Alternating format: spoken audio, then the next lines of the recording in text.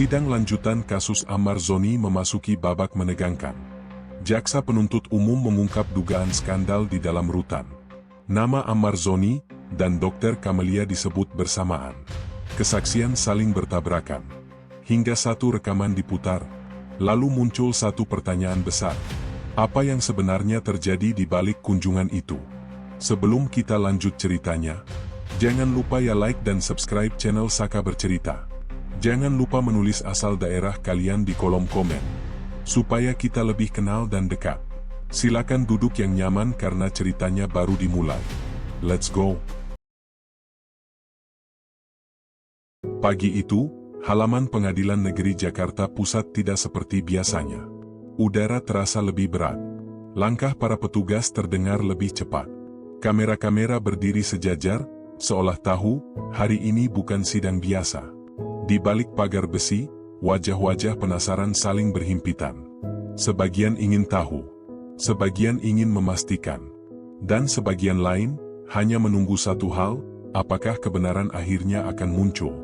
Beberapa saat kemudian, sebuah mobil berhenti perlahan. Pintu terbuka. Seorang aktor ternama turun, langkahnya terukur, wajahnya datar, namun matanya menyimpan tekanan yang sulit disembunyikan.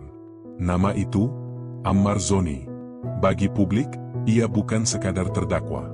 Ia adalah figur yang selama ini dikenal lewat layar kaca, lewat peran-peran kuat, lewat citra yang dibangun bertahun-tahun. Namun pagi ini, semua itu seakan ditanggalkan di depan ruang sidang. Hari ini, ia tidak berdiri sebagai tokoh cerita fiksi. Ia berdiri sebagai subjek dari sebuah perkara serius. Kasus penyalahgunaan narkotika yang sejak awal sudah menarik perhatian luas. Namun, seiring jalannya persidangan, muncul satu kesan yang makin sulit diabaikan. Kasus ini tidak sesederhana yang terlihat di permukaan. Di ruang sidang, suasana tegang terasa bahkan sebelum palu hakim diketuk. Dokumen disusun, petugas bersiaga, dan para pengunjung menahan napas. Disinilah cerita sebenarnya dimulai. Bukan tentang penangkapan semata. Bukan hanya soal barang bukti. Melainkan tentang rangkaian pernyataan yang perlahan saling bertabrakan. Tentang kesaksian yang terdengar meyakinkan, namun kemudian dipertanyakan. Tentang nama-nama yang awalnya berada di pinggir cerita, tapi perlahan bergerak ke tengah panggung. Salah satunya, Dr. Kamelia. Nama ini mulai bergaung di ruang sidang. Disebut, dipertanyakan, dan menimbulkan tanda tanya besar. Apa perannya sebenarnya? Mengapa namanya muncul dalam perkara ini? Dan sejauh mana keterlibatannya? Di hadapan majelis hakim, satu persatu saksi memberikan keterangan. Sebagian terdengar tegas. Sebagian lain tampak ragu. Nada suara naik turun, seolah menimbang setiap kata yang keluar dari mulut mereka. Di titik ini, publik mulai menyadari sesuatu. Ada celah. Ada retakan kecil dalam cerita yang selama ini dianggap utuh. Kasus ini bukan hanya soal siapa yang menyimpan, siapa yang menggunakan, atau siapa yang dituduh. Ini tentang bagaimana sebuah perkara dibangun, dan apakah bangunan itu cukup kokoh ketika diuji satu persatu. Sorotan media semakin tajam. Setiap gerak direkam. Setiap kalimat dicatat. Karena di balik nama besar dan tuduhan serius ini, tersembunyi satu pertanyaan yang jauh lebih besar. Apakah seluruh fakta sudah benar-benar disampaikan? Atau, masih ada bagian yang belum terungkap? Pagi itu, di ruang sidang yang tampak formal dan dingin, satu hal menjadi jelas. Persidangan ini tidak hanya akan menentukan nasib seorang aktor. Ia berpotensi membuka tabir tentang cara sebuah kasus narkotika diproses. Dan bagaimana kebenaran diuji di hadapan hukum. Dan ketika sidang resmi dimulai, tak banyak yang menyadari bahwa beberapa hari ke depan, jalannya perkara ini akan berubah arah. Karena di balik berkas perkara dan kesaksian lisan, ada satu elemen yang kelak menjadi pusat perhatian. Sebuah bukti visual. Sebuah rekaman. Yang disebut-sebut mampu berbicara lebih jujur daripada kata-kata siapapun. Namun, untuk sampai ke sana, cerita ini harus dibuka pelan-pelan. Dan semuanya, bermula dari ruang sidang ini. Untuk memahami mengapa persidangan ini menjadi sorotan luas, cerita harus ditarik sedikit ke belakang. Bukan jauh. Cukup ketitik ketika perkara ini pertama kali mencuat ke ruang publik. Beberapa waktu lalu, kabar penangkapan Ammar Zoni menyebar cepat.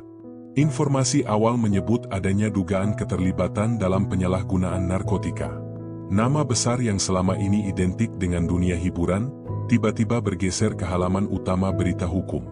Proses hukum kemudian berjalan. Penyidikan dilakukan. Berkas perkara disusun. Dan tak lama setelah itu, kasus ini resmi bergulir ke meja hijau. Dalam konstruksi awal perkara, penjelasan yang disampaikan terlihat rapi. Ada alur. Ada kronologi. Ada pihak-pihak yang disebut memiliki peran tertentu. Versi resmi menyebutkan adanya transaksi narkotika. Barang haram itu, menurut keterangan awal, tidak hanya berkaitan dengan penggunaan, tetapi juga soal penyimpanan. Disinilah, cerita mulai memuat detail yang kelak menjadi sorotan. Seorang narasumber dalam perkara ini mengklaim tidak pernah menggunakan narkotika. Ia tidak menyebut dirinya sebagai pemakai. Namun, dalam keterangannya, ia justru disebut berperan sebagai tempat penyimpanan. Pernyataan ini, pada awalnya, tidak langsung menimbulkan kegaduhan. Bagi sebagian orang, hal itu terdengar masuk akal. Namun bagi yang mengikuti detail perkara, muncul satu pertanyaan sederhana. Mengapa seseorang yang mengaku tidak terlibat penggunaan, bersedia menyimpan barang terlarang? Pertanyaan itu belum dijawab. Dan untuk sementara, publik menerima narasi yang ada. Dalam berkas perkara, hubungan antara para pihak digambarkan sebagai hubungan kepercayaan. Ada komunikasi, ada pertemuan, dan ada kesepakatan yang disebut terjadi sebelum peristiwa penangkapan. Namun, tidak semua detail itu disampaikan secara terbuka. Sebagian hanya muncul dalam potongan keterangan. Sebagian lain tersimpan dalam dokumen penyidikan. Di titik ini, posisi Ammar Zoni digambarkan sebagai terdakwa yang dihubungkan dengan rangkaian peristiwa tersebut. Ia hadir dalam persidangan, mendengarkan setiap dakwaan, dan mengikuti proses hukum yang terus berjalan. Sementara itu, di luar ruang sidang, perhatian publik terus meningkat. Media mengikuti setiap perkembangan. Judul-judul berita bermunculan, masing-masing membawa sudut pandangnya sendiri. Namun, satu hal tetap menjadi pegangan utama. Semua tuduhan, semua bantahan, dan semua pembelaan harus diuji di dalam persidangan. Ketika sidang-sidang awal digelar, suasana relatif terkendali. Belum ada letupan besar. Belum ada momen yang benar-benar mengguncang. Saksi-saksi mulai dihadirkan. Keterangan demi keterangan dicatat. Dan majelis hakim mendengarkan dengan seksama. Disinilah, konstruksi kasus mulai terbentuk secara utuh. Bukan lagi dari rilis singkat, melainkan dari ucapan langsung para saksi di bawah sumpah. Namun, seiring berjalannya waktu, mulai muncul perbedaan nada. Apa yang tertulis di berkas, tidak selalu terdengar sama di ruang sidang. Ada kalimat yang berubah.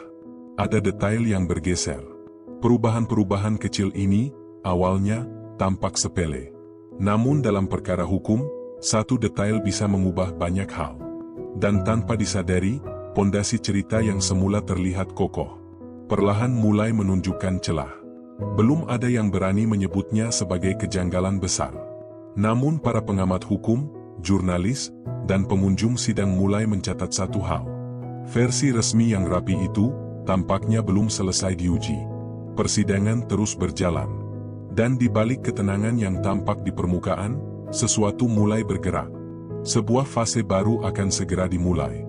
Fase ketika kesaksian tidak lagi berjalan searah. Fase ketika cerita tidak lagi lurus. Dan dari sinilah, konflik sebenarnya mulai tumbuh. Memasuki tahap berikutnya, suasana persidangan mulai berubah. Tidak lagi sekadar formal dan tertib. Ada ketegangan halus yang menyusup di antara bangku pengunjung dan meja para pihak. Satu persatu saksi kembali dihadirkan. Keterangan mereka terdengar jelas. Namun kali ini, bukan isinya yang langsung menyita perhatian, melainkan perbedaannya. Apa yang sebelumnya dianggap satu cerita utuh, kini terdengar seperti potongan-potongan yang tidak sepenuhnya menyatu. Seorang saksi menyampaikan keterangan dengan nada yakin. Ia berbicara tentang peran dirinya dalam perkara ini, tentang komunikasi yang terjadi, tentang barang yang disebut sebagai titipan. Namun ketika kesaksian berikutnya disampaikan, nada itu berubah. Detail yang seharusnya sama, justru terdengar berbeda. Ada jeda sebelum menjawab. Ada kata-kata yang dipilih dengan hati-hati. Dan ada kalimat yang terasa, ditimbang terlalu lama. Di titik inilah, perhatian ruang sidang mulai terfokus. Salah satu pernyataan yang memantik tanda tanya adalah soal keterlibatan tanpa penggunaan. Seorang saksi kembali menegaskan, dirinya tidak pernah mengonsumsi narkotika. Ia tidak merasa sebagai pemakai. Namun, dalam kalimat yang sama, ia mengakui keberadaan barang terlarang di bawah penguasaannya. Pernyataan ini bergema di ruang sidang. Karena bagi banyak orang, logikanya tidak sederhana. Jika tidak menggunakan, mengapa menyimpan? Jika hanya menyimpan, atas dasar apa kepercayaan itu diberikan? Pertanyaan-pertanyaan ini tidak langsung terjawab. Namun majelis hakim mencatatnya. Jaksa mencermatinya. Dan tim pembela pun mulai menyusun arah pertanyaan berikutnya. Kontradiksi tidak berhenti di situ. Dalam kesaksian lanjutan, waktu kejadian mulai dipersepsikan berbeda. Urutan peristiwa yang sebelumnya terlihat jelas, kini terasa kabur. Siapa menghubungi siapa lebih dulu, menjadi perdebatan. Di mana barang berada pada satu momen tertentu, tidak lagi disepakati dengan pasti. Setiap perbedaan mungkin tampak kecil. Namun ketika disusun berlapis, perbedaan itu membentuk pola. Pola yang menunjukkan bahwa cerita ini belum sepenuhnya solid. Di tengah dinamika itu, nama Dr. Camelia kembali muncul. Disebut dalam konteks yang tidak ringan. Bukan sekadar pelengkap, melainkan sebagai figur yang keterangannya dinilai memiliki pengaruh. Ketika namanya disebut, ruang sidang kembali hening. Sebagian pengunjung saling berpandangan. Sebagian lain langsung menatap ke depan.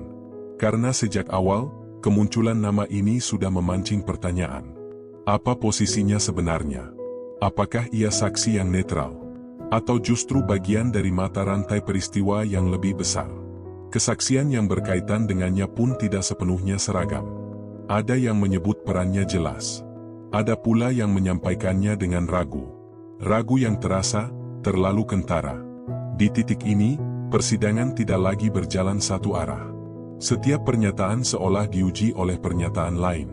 Setiap kalimat memunculkan kemungkinan bantahan. Dan Ammar Zoni, yang sejak awal duduk mendengarkan, kini berada di pusat pusaran cerita yang semakin rumit. Bukan karena satu kesaksian tunggal, melainkan karena banyak versi yang mulai saling bersinggungan. Media yang meliput pun mulai menangkap perubahan ini. Judul-judul berita tak lagi hanya menyebut jalannya sidang.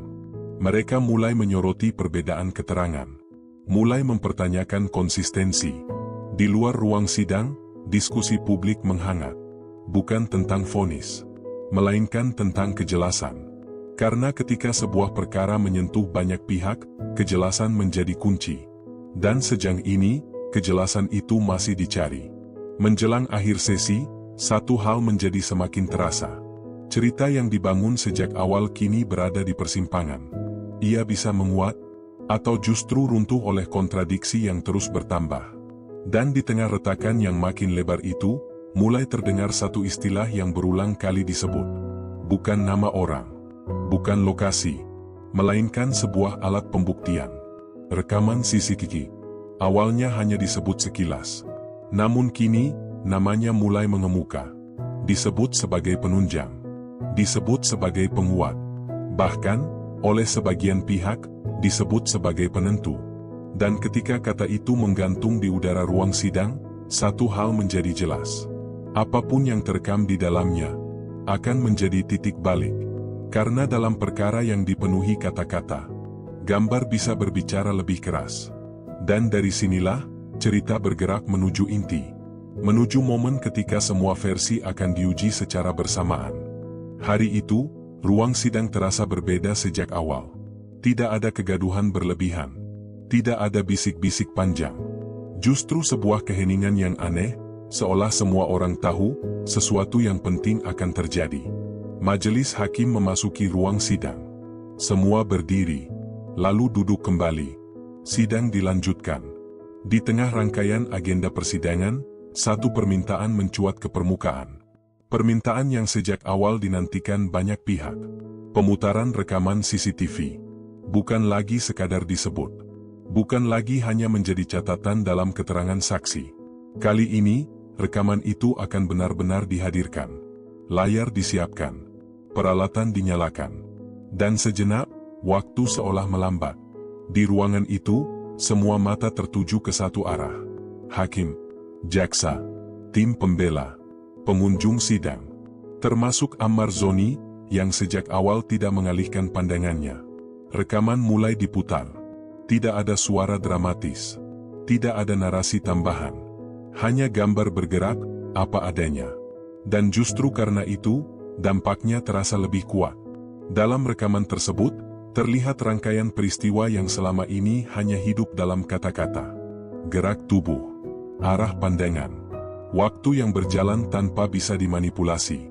Apa yang sebelumnya diceritakan dengan versi berbeda, kini hadir dalam bentuk visual. Dan visual itu, tidak sepenuhnya sejalan dengan beberapa kesaksian yang telah disampaikan. Ada momen yang memicu perhatian. Ada bagian yang membuat beberapa pihak terdiam lebih lama dari biasanya. Dan ada potongan yang langsung menimbulkan pertanyaan baru. Di ruang sidang, reaksi tidak diungkapkan dengan suara. Namun bahasa tubuh berbicara jelas. Postur yang berubah. Tatapan yang mengeras. Catatan yang ditulis lebih cepat. Rekaman ini tidak menyebut nama. Tidak memberi kesimpulan. Namun ia menghadirkan fakta mentah. Fakta tentang keberadaan seseorang di waktu tertentu. Fakta tentang jarak dan interaksi. Fakta tentang alur peristiwa yang tidak bisa diulang. Disinilah, inti konflik mencapai puncaknya. Karena selama ini, perkara ini dibangun dari kesaksian lisan. Dari ingatan. Dari pengakuan. Namun kini, satu elemen berdiri sendiri, tanpa emosi, tanpa kepentingan. Sebuah rekaman yang tidak bisa berbohong. Ketika pemutaran selesai, ruang sidang kembali hening. Tidak ada tepuk tangan. Tidak ada reaksi berlebihan. Namun ketegangan terasa lebih padat dari sebelumnya. Beberapa kesaksian yang terdengar meyakinkan di awal persidangan, kini berada dalam posisi sulit. Bukan karena dibantah secara verbal, melainkan karena diuji oleh apa yang terlihat jelas di layar. Majelis hakim tidak langsung memberikan penilaian. Namun arah sidang mulai berubah. Pertanyaan-pertanyaan lanjutan diajukan. Bukan lagi untuk mengulang cerita, melainkan untuk mengonfirmasi apa yang baru saja disaksikan bersama. Di titik ini, posisi setiap pihak menjadi lebih nyata. Apa yang sebelumnya abu-abu, mulai menunjukkan garis. Dan apa yang selama ini samar, kini dipaksa muncul ke permukaan. Ammar Zoni tetap duduk di tempatnya. Wajahnya tidak menunjukkan euforia. Tidak juga kelegaan berlebihan. Namun satu hal terlihat jelas. Ia kini tidak lagi hanya bergantung pada kata-kata. Di luar ruang sidang, kabar tentang pemutaran rekaman ini menyebar cepat. Media menunggu.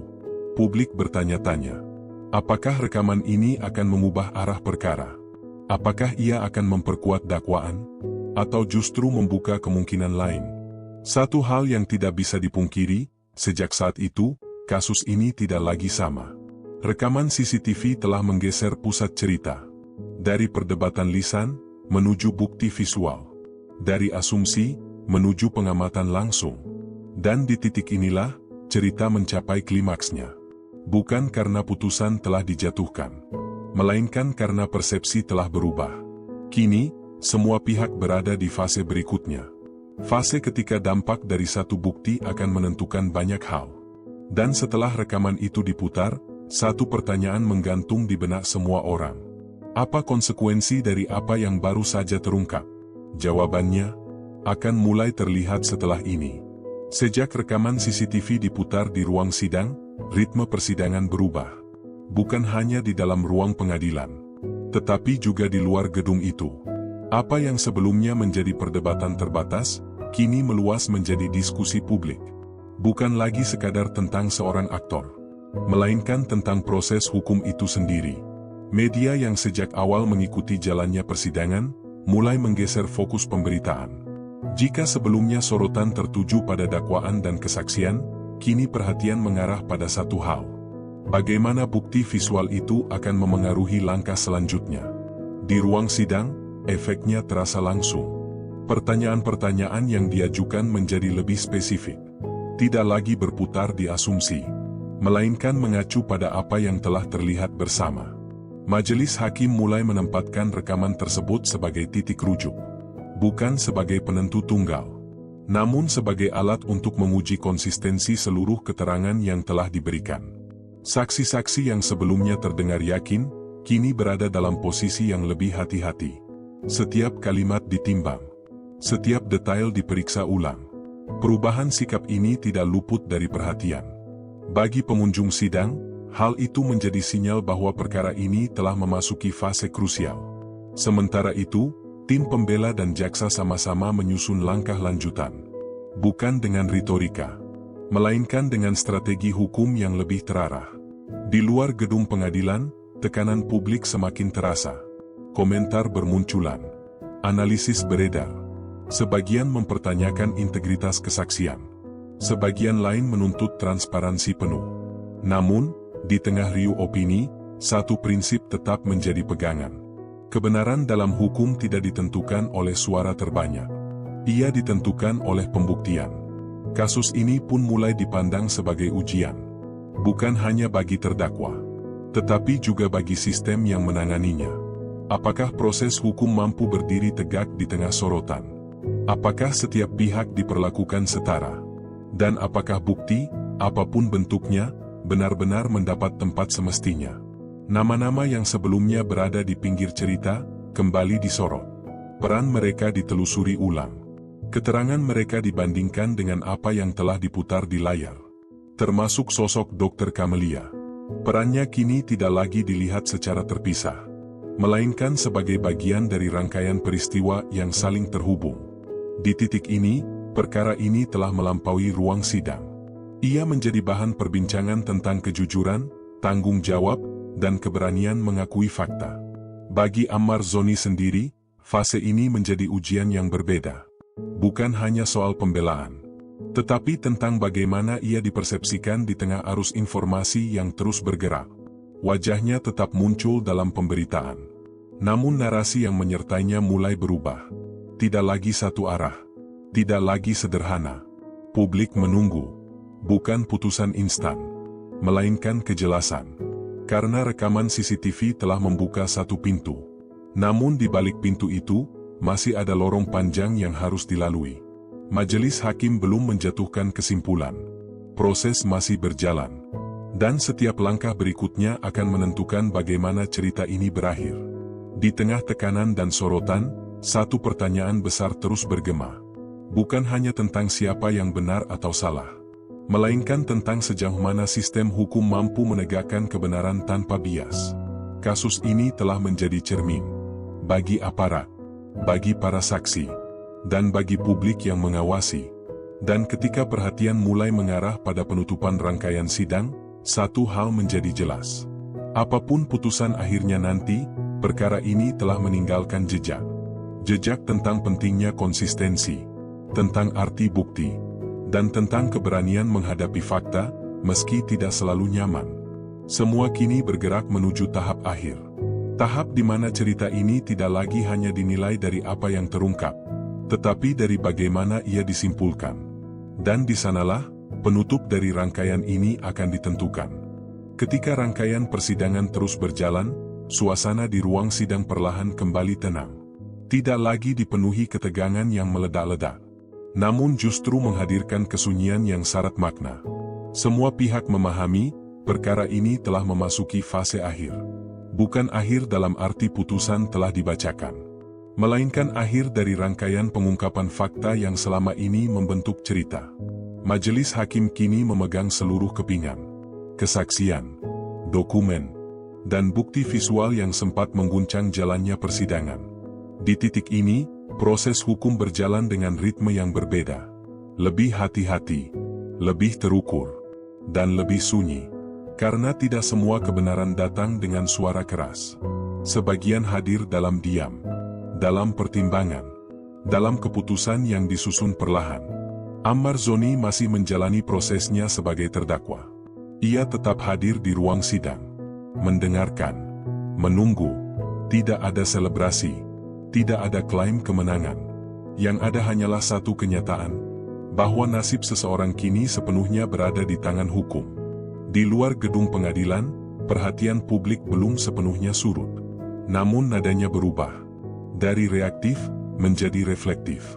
Pertanyaan yang muncul pun tidak lagi sekadar soal vonis, melainkan tentang bagaimana sebuah perkara seharusnya ditangani, tentang pentingnya kejujuran dalam kesaksian, dan tentang peran bukti dalam menjaga keadilan. Kasus ini telah mengajarkan satu hal penting, bahwa dalam sistem hukum, cerita tidak boleh berdiri di atas asumsi. Ia harus bertumpu pada fakta, dan fakta harus diuji dengan keberanian. Rekaman CCTV yang sempat menjadi pusat perhatian, kini berada pada tempatnya. Sebagai alat bantu, bukan penentu tunggal. Namun cukup kuat untuk mengingatkan, bahwa kebenaran seringkali tidak bisa disembunyikan terlalu lama. Nama-nama yang terlibat dalam perkara ini, baik yang berada di depan maupun di balik layar, kini menjadi bagian dari catatan hukum. Catatan yang akan dibaca kembali, dipelajari, dan dijadikan pelajaran. Bukan untuk menghakimi, melainkan untuk memperbaiki. Karena setiap perkara besar selalu meninggalkan warisan. Bukan hanya bagi para pihak yang terlibat langsung, tetapi juga bagi masyarakat yang menyaksikan. Warisan berupa pertanyaan. Apakah kita sudah cukup kritis? Apakah kita cukup adil? Dan apakah kita cukup berani menerima fakta, meski tidak selalu sesuai harapan? Hingga saat ini, proses hukum masih berjalan. Belum ada putusan akhir. Dan semua pihak masih berada dalam koridor hukum yang sama. Namun satu hal tidak bisa diabaikan. Kasus ini telah membuka ruang diskusi yang lebih luas. Tentang transparansi, tentang akuntabilitas, dan tentang kepercayaan publik terhadap sistem hukum. Di tengah derasnya arus informasi, masyarakat diingatkan untuk menunggu dengan bijak. Memberi ruang bagi hukum untuk bekerja. Tanpa prasangka, tanpa tekanan yang berlebihan. Karena keadilan tidak lahir dari desakan. Ia lahir dari proses yang jujur.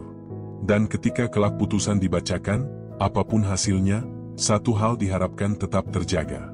Bahwa kebenaran telah dicari dengan sungguh-sungguh. Bahwa setiap bukti telah dipertimbangkan. Dan bahwa setiap suara telah didengar sesuai porsinya. Kasus Ammar Zoni, pada akhirnya, bukan hanya tentang seorang aktor dan dugaan yang menimpanya. Ia adalah gambaran tentang bagaimana hukum diuji di hadapan sorotan.